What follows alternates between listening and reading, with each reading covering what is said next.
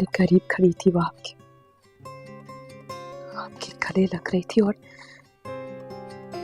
आप उसे कह रहे थे कि हट जाओ, हसरा देख लेगी, दूर हो जाओ।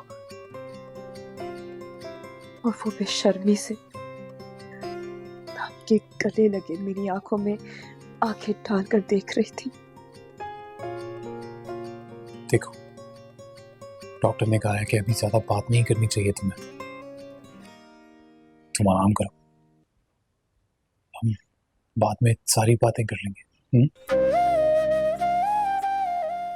किसने दी उसे इतनी हिम्मत शाबिर? सिर्फ बात यह है कि उसे वो कहती है कि उसे मोहब्बत है मुझसे। झूठ बोलती है वो।